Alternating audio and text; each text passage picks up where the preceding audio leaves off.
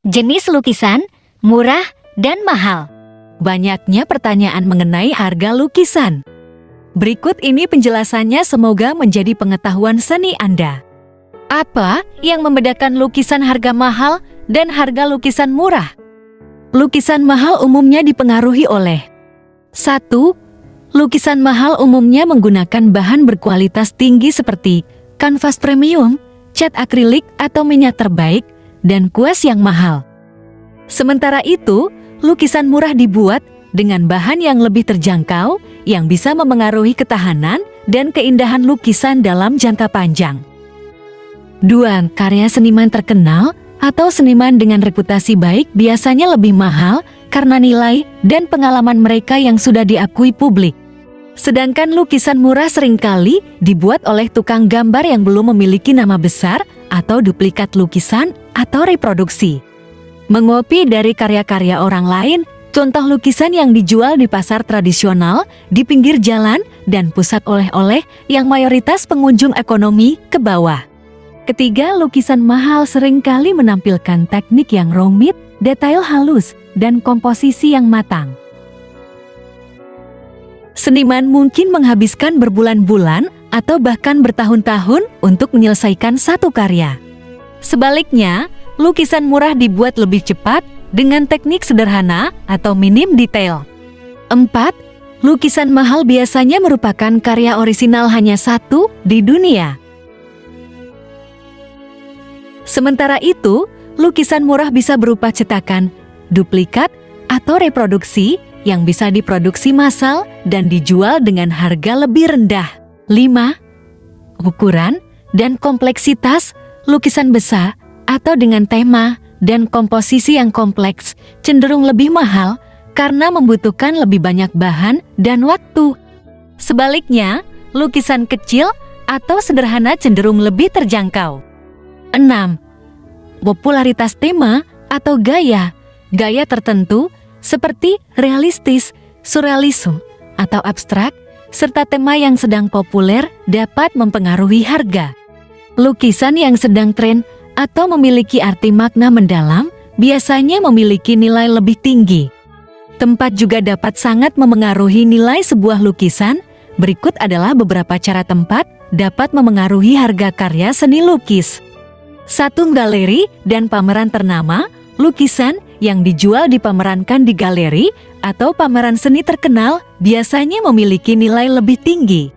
Tempat-tempat ini seringkali memiliki reputasi yang tinggi dan menjual karya seni dari seniman yang sudah dikurasi atau dikenal, sehingga lukisan tersebut dianggap lebih eksklusif dan bernilai bisa digunakan investasi.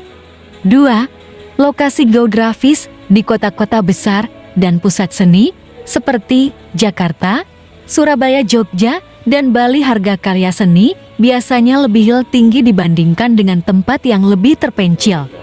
Ini karena di kota-kota besar ada lebih banyak kolektor, kritikus, dan galeri yang bersedia membayar lebih mahal untuk karya seni berkualitas.